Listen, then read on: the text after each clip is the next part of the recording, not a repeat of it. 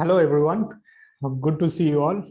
Many of you have turned up, and it's really nice to see you all. I hope that you all are doing well, you are healthy as well as safe in these unprecedented times of COVID-19. I am Sanjeevan Roy. I'll be hosting and moderating today's webinar. The webinar is being organized by Academician. Academician is a platform to provide students with global application consulting for Masters, PhD, and MBA. For more details, you can visit us on our website, academician.com, and follow us on our LinkedIn page. All right, without taking much of our time, we'll try to introduce our today's speakers. Our first speaker of the day is Pankul Dingra.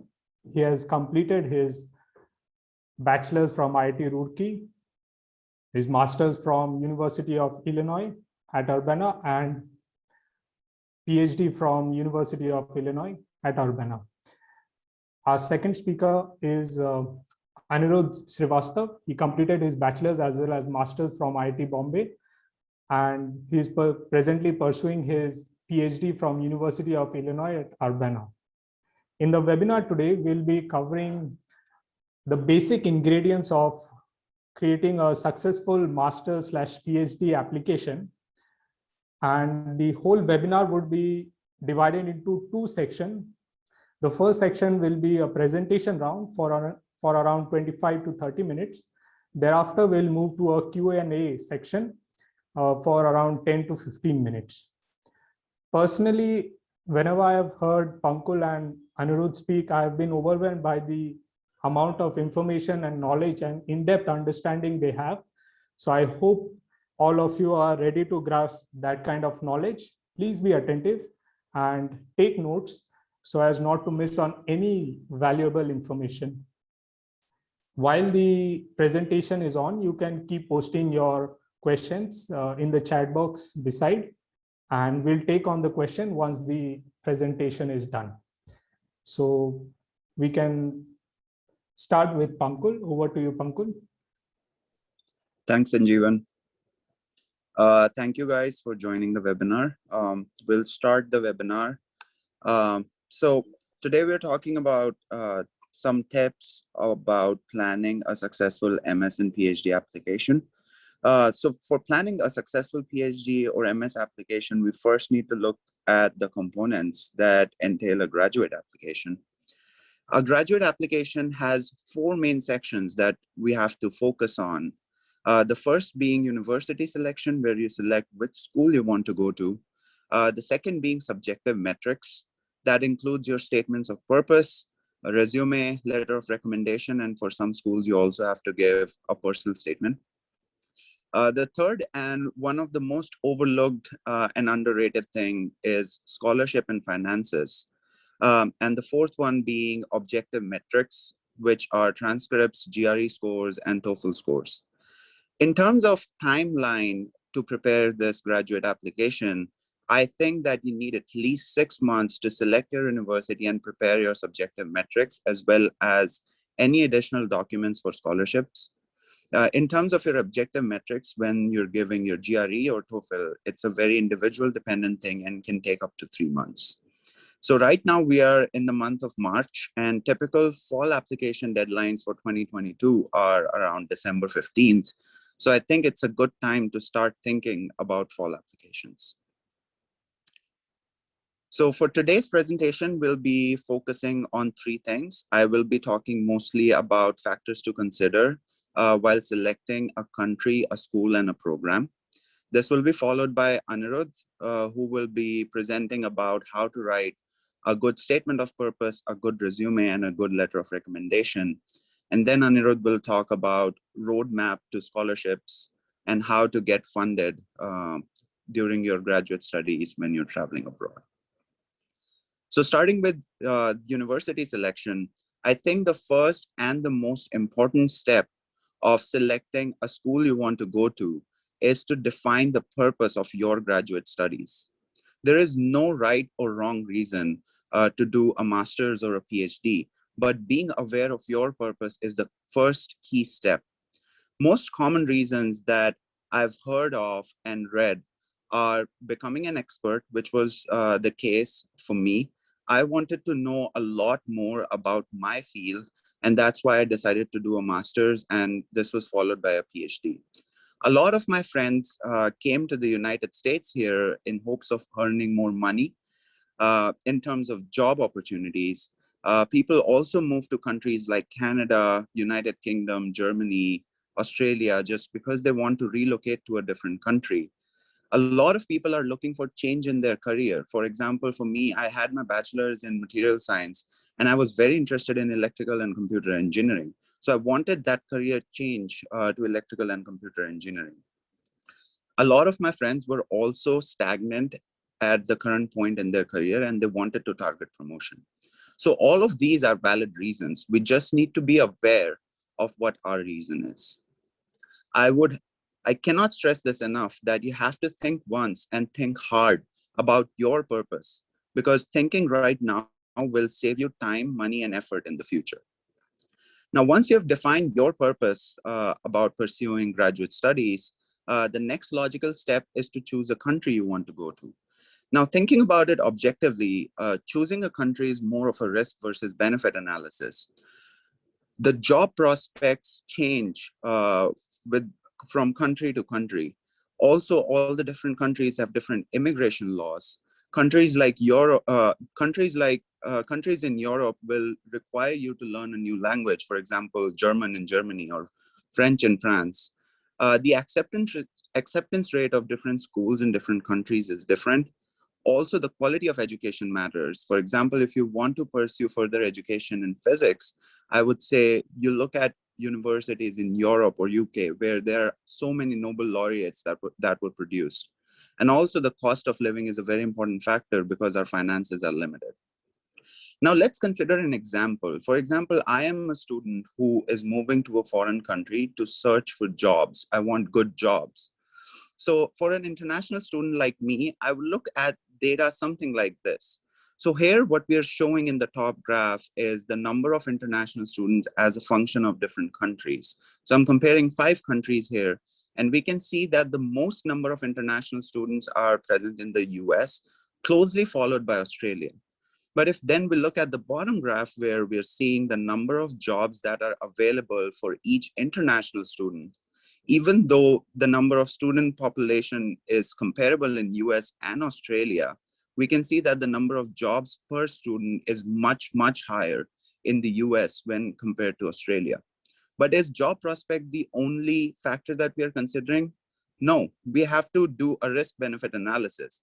If we come to the US, we have to face the risk of getting kicked out at basically any time because the immigration laws are so strict. So when we're choosing the country, we need to look at these factors and compare different countries. And then based on our purpose, we need to decide which country we want to go to. So always perform risk benefit analysis before even starting to search for schools.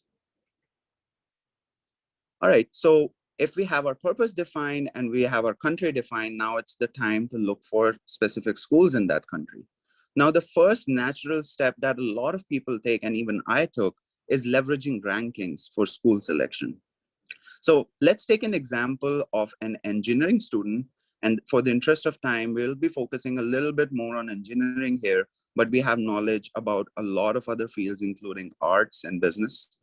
So for example, if we have an engineering student who's coming to the United States of America in hopes of searching a job, that student goes online to US News and search for rankings of different schools. So if we look at the rankings of San Jose State University in the field of engineering, I wasn't able to find it on US News, which is one of the biggest platforms that ranks universities. On the other hand, if we look at Massachusetts Institute of Technology, it is the best engineering school in the United States of America with a #1 rank in most of the engineering fields. Now, a normal person would think that if I graduate from MIT, then my chances of landing in a big software company like Apple would be much higher than San Jose State University. But the data doesn't suggest so. If you look at the percentage employees at Apple currently, the highest percentage employees at Apple come from San Jose State University, and MIT falls in the 10th place. So rankings are useful as an admission criteria, where the universities that are highly ranked will be harder to get into. It is a very useful factor for quality of instruction. So going back to the example, if I have to comment on the quality of research, the quality of instruction at different colleges, I would definitely put MIT above San Jose State University based on the rankings, because that's what the rankings consider. Rankings are also a very useful indicator for segregating your applications. Typically, we would categorize our applications into ambitious, moderate, and safe. So based on the ranks, it makes our segregation process very easy. Rankings are not a useful factor for job prospects after graduation, because job prospects are very locality dependent for a lot of fields. A lot of people also think that if I graduate from a very highly ranked university, my chances of getting a further visa would be better. But in countries like US, it's a completely random process. Furthermore, rankings are not a useful indicator for the acceptance rate of the universities. You can find a lot of very highly ranked universities which have an acceptance rate of upwards of 50%, but then there are also lower ranked universities with an acceptance rate of less than 5%. So rankings are useful, but you need to define what your purpose is for doing graduate studies. If you're coming abroad to get a job, then rankings are not the most important factor that you'd be looking for. But if you're coming here for the quality of instruction and learning more, then you can look at the rankings. So after rankings, another important factor is financial planning for school selection.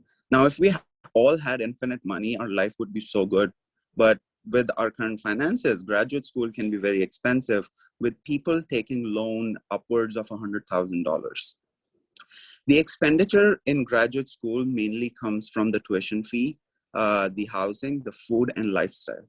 Now, housing, food, and lifestyle can be a very locality dependent thing. For example, if you come and study in New York, you will end up spending much more money than coming and studying in Champaign, which was my case. But the majority of your expenses will come from your tuition fee. Now, when you're looking at tuition fee, you need to see if you're applying to public universities or private universities. Now, let's go back to our example of comparing San Jose State University and Massachusetts Institute of Technology. San Jose State University is a public university, while Massachusetts Institute of Technology is a private university. And just because of that factor, you can see that the fee at MIT is about 3 to 4 times higher than at San Jose State University. Now, if I am an engineering student who is just coming to the US to get a job, the job numbers, the salary numbers after MS and CS in these two colleges are very, very comparable. I'm by no means, I'll say that MIT is not a good college and you should not come here, because the quality of instruction at MIT is phenomenal. So financial planning is a very important factor. Now, based on my slides, you can kind of guess that applying for graduate school applications is about hitting that delicate balance of how much knowledge you want to earn, what kind of jobs you want to land into, how much does the prestige of the college matter to you, and how much expenses can you spare. Now, expenses are also a little subjective, because there are a lot of scholarship opportunities when you're coming abroad, and Anirudh will touch more upon it. So you need to define your purpose and your reason of going abroad, because that is what makes your application unique. And consequently, your entire process of school selection becomes unique based on your reason of coming abroad to study. Now, there are also a number of pro-application tips that I wish I knew when I was applying for graduate school.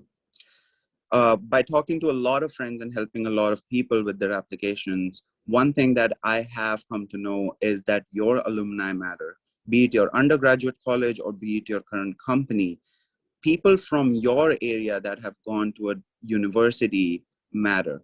So the universities see what kind of people are overperforming and underperforming at their specific departments. So if you have a senior who overperformed after going to a university, that university will have a very good impression of people coming from your background.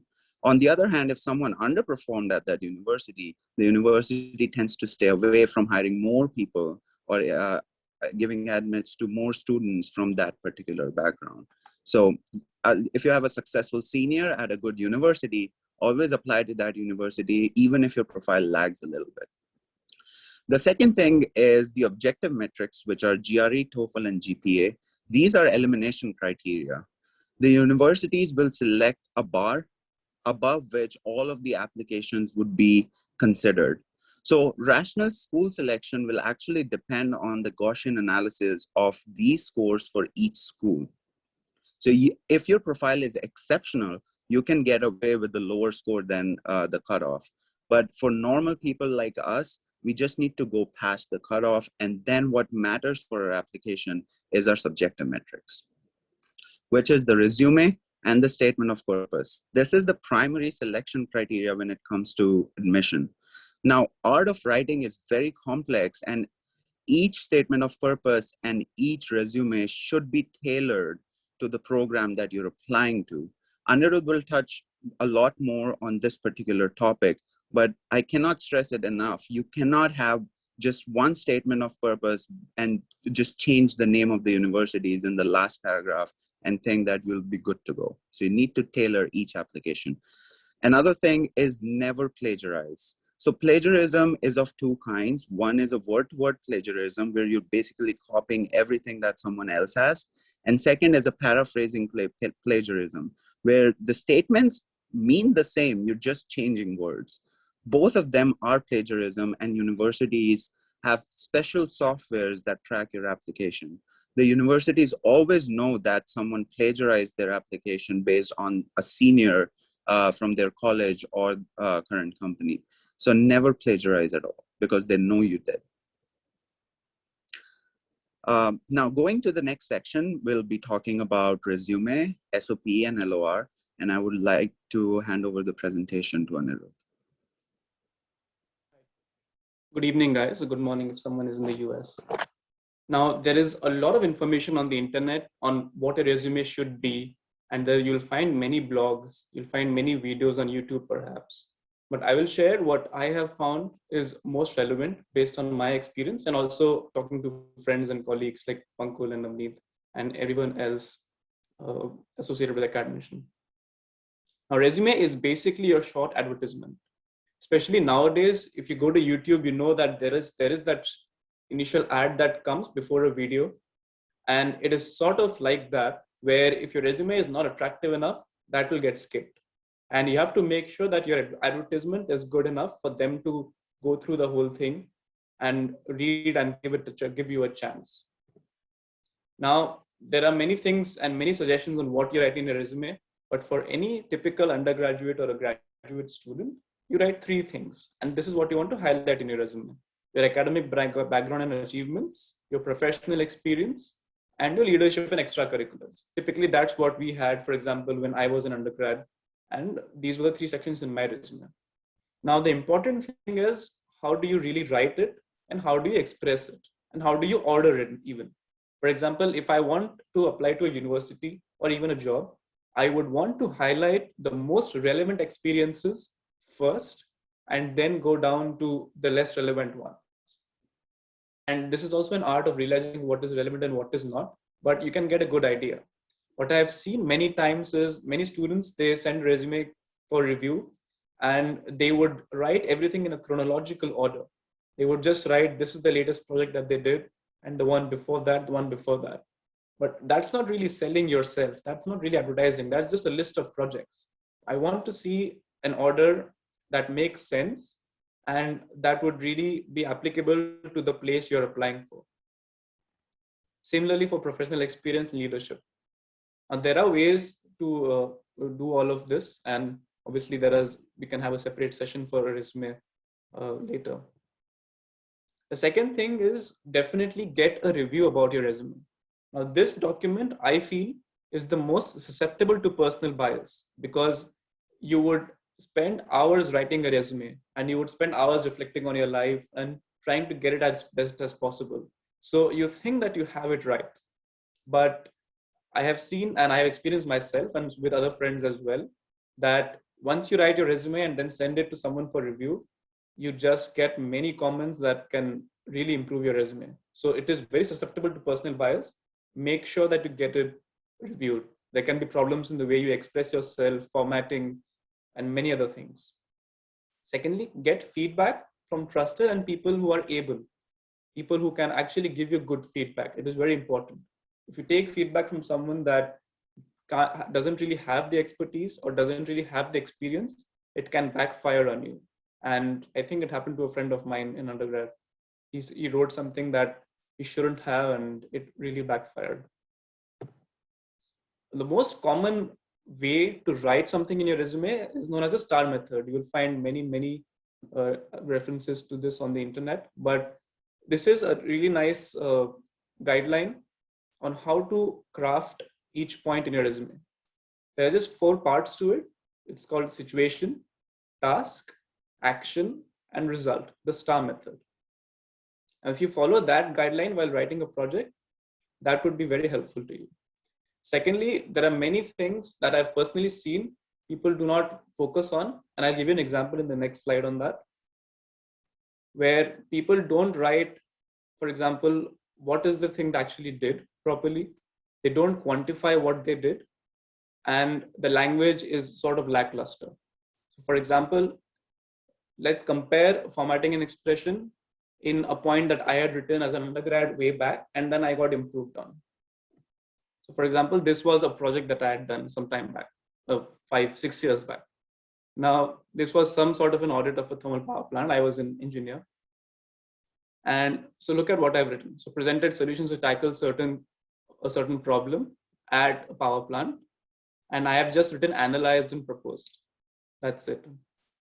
Right? So do you really get a lot of information as to what I was doing? Proposed solutions. So you see, what solutions? Propose water conservation opportunities. So I do not have an action clearly. I do not have a result clearly. My language is a bit lackluster. And there are many issues with this. Now, a slightly better way to put it would be to start quantifying things. For example, instead of writing, Dahanu power plant, which no one knows, I write how big is the power plant, 500 megawatt. Use a number to really quantify your points, and then led to potential savings of this much. Now that really quantifies, and that really shows the result of what I did. And then I've gone into detail on what really I did, what was its effect, what was the action I took. So follow the STAR method, and that really takes care of most of the points. And that's like the first approximation to the best way to portray your point. The second part of the application is a statement of purpose. And this is basically your selling document. Now, surprisingly, what most people don't realize and don't remember is the purpose part of the application. So people generally start writing biographies and start writing just an extended resume, which is not really the purpose of this part of the statement. What you have to define, like Pankaj said initially, is what is the purpose of graduate study? That should really come out in your statement. And this is the chance for you to highlight key points not in your resume. For example, you could have seen a university which you really liked because the research was great there. There was a professor whose work you really liked. There are many such points that you can highlight in your SOP that you can't in your resume. So focus on the purpose part of it. Secondly, all a statement of purpose is a compelling story. A compelling story which basically talks about your interests and aspirations. What are they? What have you done to achieve those interests and aspirations so far? So that is where the points from the resume sort of overlap in the SOP, where you say that, these are my interests and aspirations, and this is what I've done so far to achieve them. I did a certain project, I did a certain internship, but all of that should be connected well. And secondly, how does the program help you achieve your ambition? So you would say, I have done this much so far, but I believe there is a lot more for me to learn in this aspect of it. I want to enhance my skills. I want to do this, anything which will basically make you achieve your ambition, and how will that program help you? That is all SOP would be in a short in a short description. Now, this is also one of the most tricky and subjective parts of the application. Personally, I feel that is because writing as a skill is very underrated and very untaught in India and even in the US, for example, and probably other countries. Because we as engineers or we as some other in other fields, we do not focus much on writing as a skill. We focus on technical subjects, and we don't really write for say 3 to 4 years of our undergrad education. And now suddenly you are asked to tell your life story, and that becomes tricky because you haven't really practiced writing for many years. So this is a tricky and a very subjective point. And again, with a statement of purpose, make sure to take advice from trustworthy sources, because this is really a tricky part of your application. And make sure that someone who has the caliber to review it, be it a good friend who has gone through a process, or a person who has a certain who gives good feedback, or a professional, whoever, but make sure it's a trustworthy source. Now, a good SOP will make you stand out. And if you are looking for funding, which we'll talk about later, it's a necessary condition. It doesn't guarantee you funding, but a bad SOP will definitely not get you funding. So make sure that your SOP is standing out as much as possible. Now, I'll share some tips that I learned, and as I was writing my SOP and while reviewing SOPs over the years for several students. And there are 3 or 4 good qualities of a SOP. It has to have a sensible flow from the first paragraph to last paragraph. For example, many people, they don't write a story, they write an extended resume. That flow doesn't make sense. I want to know your story. So every line from the first para till the last should have a flow to it. And even when you write a paragraph, for example, the first line and the last line should basically tell me what the paragraph is going to be about. So there is an art even to writing a certain paragraph. Use simple language. People think that if they use some bombastic words, it might work better, but that's not really the case. Anything that simplifies the task for the reader is good. Remember that. And thirdly, there shouldn't be any grammatical errors. It might seem like a minor point, but if you have a grammatical error, it will reflect that you haven't really put a lot of effort in your resume, or your SOP. So why should the reader give that much time if you haven't given time? So make sure there are no grammatical errors. And secondly, you have to draft, edit, and redraft the SOP. Make sure that you plan for several iterations. It takes time to get a good SOP, how much ever of a good writer you are. And you should tailor each SOP to the university you're applying to. Like Pankul mentioned, do not just have a template where you copy paste things. Hopefully you can tailor it better and really reflect why you're applying to a certain university individually. And use concise and impactful statements. Like I said, a long verbose biography doesn't really do you good. So a lot of times people have this tendency that, if they have a word limit of an SOP to be 1500 words, let me try to finish that. And when I wrote my first SOP, I believe I thought 1500 words, so I can just probably exceed by 100 or 200 words. I can make it even longer, because somehow you think that will make it better. But that is definitely not the case. I have seen SOPs that are 1000 words instead of 1500 and are much more impactful. So a shorter SOP is not a bad thing. It has to be concise, impactful, and that is all that matters. Now, grades and resume that you have, grades you have obviously from your college, which you can't change when you're applying. And these projects and grades you have done, they can impress someone. Like, oh, this guy is great, or this girl is great. But if you have a great SOP, that can really excite the reviewer. So this is your chance to excite your committee who's doing this process of admitting. So make sure you try and shine in this part of the application. The third part is the letter of recommendation, and this is highly valued in most countries outside of India. Now, why is that? Because right till now, with the SOP and the resume, you have basically been glorifying yourself. I mean, to be frank, even if you are modest, you would probably write a bit over the top, generally for most students. And the letter of recommendation is a chance for the university to get a perspective from someone who has worked with you and who is not you. So they have more confidence that they will not be overly glorifying, or they'll not be lying, quote unquote. Now, as a student, typically you can get it from your research or academic project advisor, to the professor who you have worked with. Probably you did your thesis, or if not thesis, in bachelor's or master's, then you did a project with him or her, and they know you. Or you can take it, if you're in industry, you can take it from a direct supervisor. Or if you did an industry internship or internship anywhere, you had a supervisor who you had a good relationship with. So you can take it from him or her. And you can take it from a course instructor who you left an impression on. If you didn't do good in that course, it's probably not the best to ask for a letter of recommendation from them. So maybe there are courses where you have done well, you have a good relationship with the professor, you have done 3 or 4 courses with him or her over the period of your education. Maybe even one, but you have done it really well. So you can get it from them.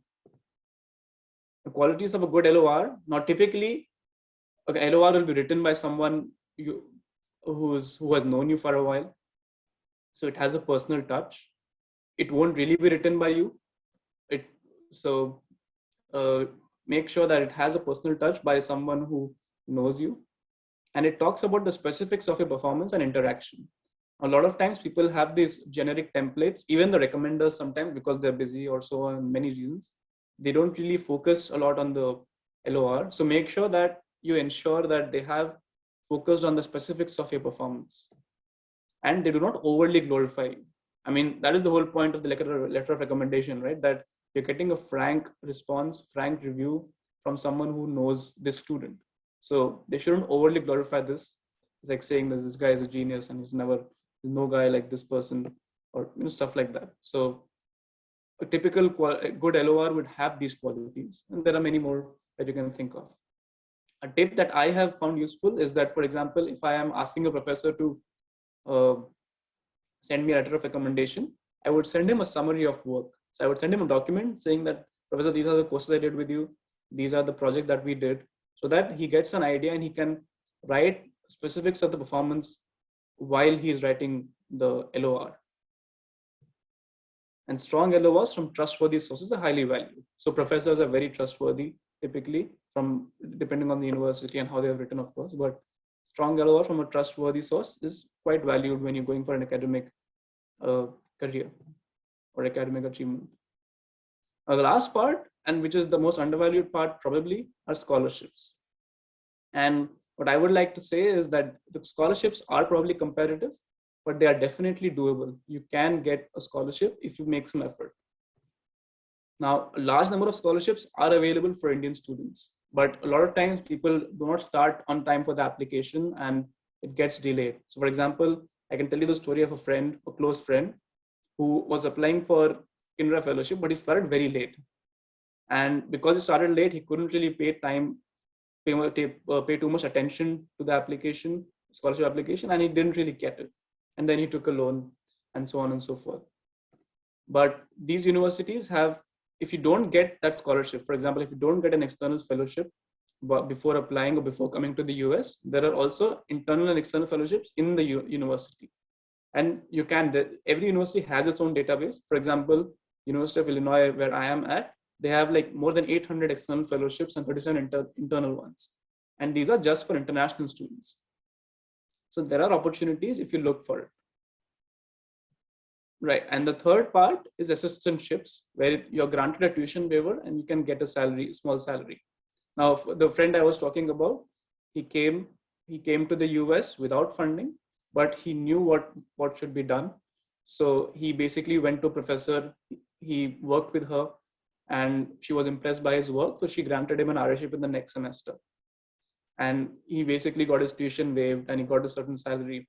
So he was able to get funding even after coming to the US. And I have seen several students also come without funding, get a graduate assistantship, get the tuition waived. So there are ways to do it, but you would have to be prepared for it. So if you have properly planned and you have some good guidance and you have a rigorously prepared application, it will be easier for you to get a scholarship. So for example, if you are a good student, it is easy for you to get a scholarship. Now, if that depends again on the university you're applying to. For example, if you are applying to a moderately ranked university and where your application ends up being an exceptionally good, in that pool of students, then you have a better chance of getting a scholarship. And there are many other factors, but basically plan properly and rigorously prepare your applications. There are deadlines even now in March, for example. So hopefully, if some of you are applying, you take a look at them. I mean, you can just go to the internet, type for scholarships, and you would find many. There are deadlines in starting from March till probably the next 4 or 5 months. So find the appropriate scholarship, take your time and apply for them. And it is possible to get a good scholarship. Right, I'll hand it back to Sanjeevan now. Thank you, Pankul and Anirudh. I think you have broken the whole process in a very simplified manner. At least I found it very useful, and I hope that everyone who has joined us are on the same page. A bit about Academician, whatever we are providing. We have given a very short introduction about it, but I would like to say whatever services we are providing at Academician. So basically, right now we are clubbing the whole service in 3 sections. First is all-inclusive, which includes the application editing part. So your SOP, your LOR, everything comes under it, the editing part. The second comes under the application review. So you can just get your, your resume or your SOP reviewed by any of our experts. And the third is the personalized customization. So maybe you, apart from the editing and review, you would like to have other kind of services. So you can always reach out to us for a personalized customization. Before we go to the Q&A section, I'll just add a few more points. Academician is providing free profile evaluation for the first few applicants. So you can just go to academician.com and book for free consultation calls. So this will be only for limited time periods. So please make it useful for yourself. The second is that this is not the only webinar that Academician is conducting. We are thinking of a series of other webinars which will be touching about either to uncharted or untouched points on application process for foreign universities. So keep in touch, follow us on our LinkedIn page. So the next webinar will be about MBA applications for top B schools. So if in your network, you know people who are looking for MBA, you can definitely share with them the information, and I hope it might be useful for them. So without taking much time, I'll go directly to the Q&A section. So we had 1 or 2 questions under the chat section. Once we have dealt with it, we'll open the mic for other participants to come again. Okay. So the first question, I think, for Anirudh and Pankul is GRE necessary or mandatory for admission? I mean, one of the applicants had a doubt that GRE is not at all necessary and it can be completely sidelined. Is it true? Can you throw some light? Okay. You want to take them? Okay. I can take it. So currently with COVID, GRE has become a very university dependent thing. It's also a very program dependent thing. So I've seen a lot of programs waiving off their GRE and even GMAT when it comes to master's MBA applications. So with current times, it's an optional condition for a lot of universities. So if you've given it, it's pretty good. If you've not given it, you can still apply. I would suggest take a look. The university would have updated their requirements. So make sure you take a look at that. If they don't require GRE, for example, even before like COVID, I think many top universities, they don't really consider GRE, but many universities definitely do. So definitely check it out individually for each university. Right. I think the second question is about Penn State University. Yeah, sure. Yeah. So I'm not aware of right now what exactly the requirements are. I would imagine you can get it on the website. Is there something more specific we can answer, like about Penn State? Or is the person, maybe he or she can just directly ask us?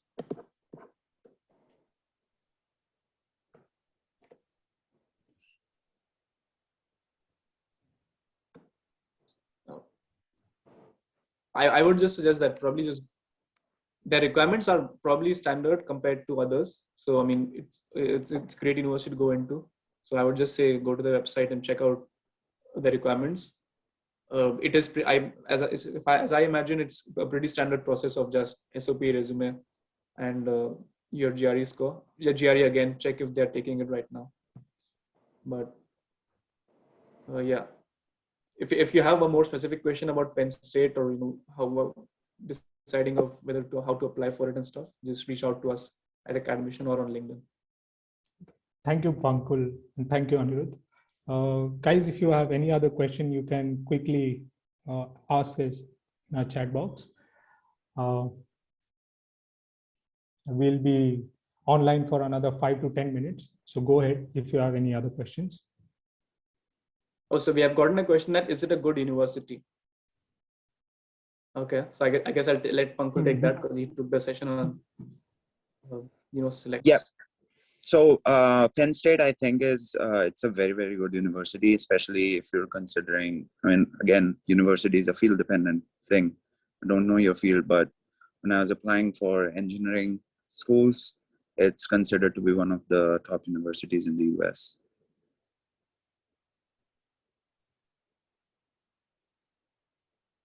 Yeah, sure. We'll try to share the link with our participant. So not to worry. Any other questions? Hello, sir. Hello. Hi. Yeah. Please go ahead. Sir, I want to know some basic requirements like top ranking universities, MIT and University of California. So I am currently studying in third year engineering, and some specific point or work I can start work on that, so I can make my CV more better for that. So what is the suggestions? So I would say that it's a really good thing, firstly, that you are very aware that, so I guess it's a 4-year, are you, what stream did you mention? I forgot, sorry. So you're an engineering student? Yes, sir, engineering student. Yeah, so I mean, it's really good that you are really aware from the third year itself, because now you have the whole year till the fourth year to build your CV. Now it can be a very detailed process, but I would say that depending on the field you want to go to, make sure that you do a couple of projects or research if possible in that field, so that you can really highlight it. So for example, if you want to apply for CS at a top university, hopefully you have some good projects that you can bank on. For example, so I mean, maybe I can go more specific offline or in a free consultation, but I would say that maybe it's really good time for you to build your CV over the next year through research and through relevant projects. So make sure you do that. Yes, sir, I've done so many projects until the year now, but is it necessary that we have to show some work experience or internship like that? Not necessary. It's always preferred.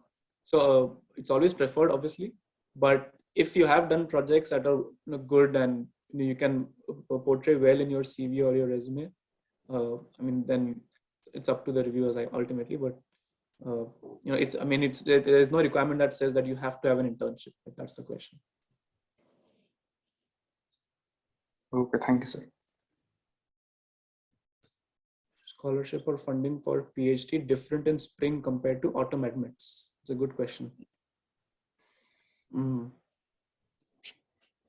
So as far as we know, PhDs are generally funded. Yep. At least from my experience and I'm pretty sure from Pankul's experience, because PhD won't be, unfunded. So my guess is it shouldn't be that different, but again, we'll probably confirm if it is. But that's a good question, though. Thank you for that. Yeah, I've had a couple of people join in spring, at least in my department, and their funding was pretty much the same. Yeah. What is more preferable, IELTS or TOEFL? Uncle, you have an idea on this? Yeah, so I think the universities during my time, the universities were preferring TOEFL in US. But currently, I think both IELTS and TOEFL are very widely accepted. So it really depends on What kind of exam format are you comfortable with? Yeah, I mean, typically, I mean, they would write, if they just write IELTS and TOEFL, then you can give either, as far as we know, because ultimately, like we mentioned, it's an elimination criteria. So, I mean, even if you have to screw up a bit in TOEFL, many universities, they have certain courses that can, improve your English and so on and so forth. So to help you catch up. So Yeah. you can give either, is whatever is more comfortable for you. Can one study in India?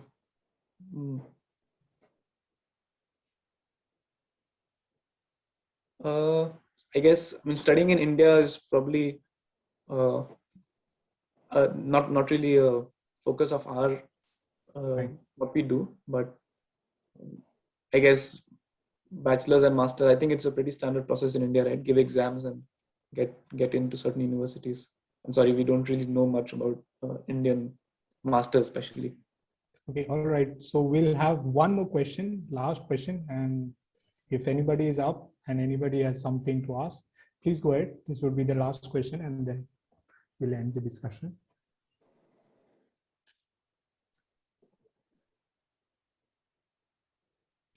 All right. So I think that's it.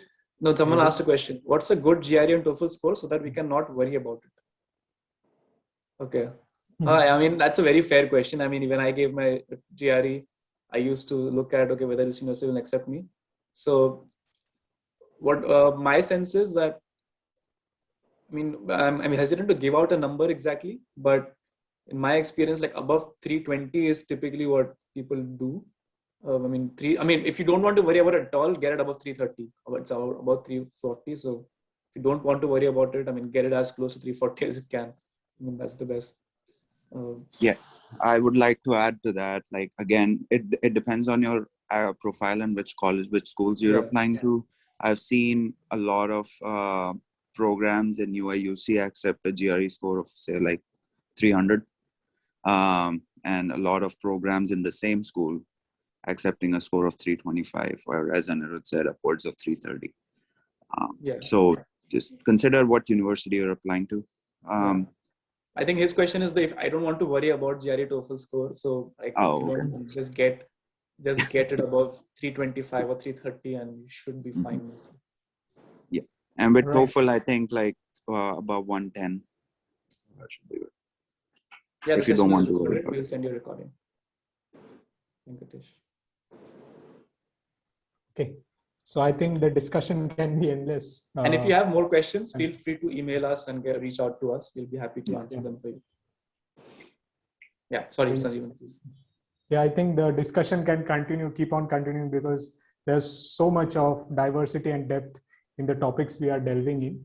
But considering that this is our first webinar, we'll obviously be coming up with a subsequent webinar. And I hope that you found it useful for your journey. And we really wish you all the best for your future endeavors.